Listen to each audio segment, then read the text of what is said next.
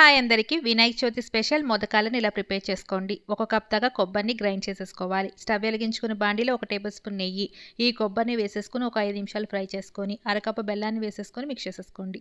బాగా దగ్గర పడిపోయాక స్టవ్ అనేది ఆఫ్ చేసేసుకొని కన్సిస్టెన్సీ ఈ విధంగా ఉండేటట్టు చూసుకోండి. స్టవ్ వెలిగించుకుని బాండీలో 1 కప్ వాటర్, గోలీ సైజ్ అంతా బెల్లం, యాలకుల పొడి వేసేసుకొని రోలింగ్ బాయిల్ అయ్యేటప్పుడు ఏ కప్పుతో అయితే వాటర్ తీసుకున్నామో అదే కప్పుతో బియ్య పిండి కూడా తీసేసుకొని మిక్స్ చేసేసుకొని స్టవ్ ఆఫ్ చేసేసుకోండి. గోరువెచ్చగా ఉన్నప్పుడు పిండిని కొద్దిగా వాటర్లు జల్లుకుంటూ పిండి ముద్దలా చేసుకోవాలండి.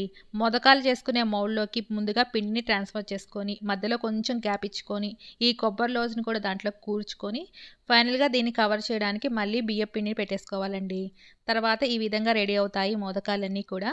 అన్నీ కూడా ఇదే విధంగా మనం ప్రాసెస్ ఫాలో అవుతూ మోదకాలని ప్రిపేర్ చేసుకోవాలి.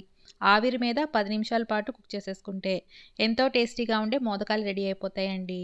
చూడ్డానికి కాదు, తినడానికి కూడా చాలా బాగుంటాయి. మీరు కూడా ఒకసారి చూసి ట్రై చేసేయండి.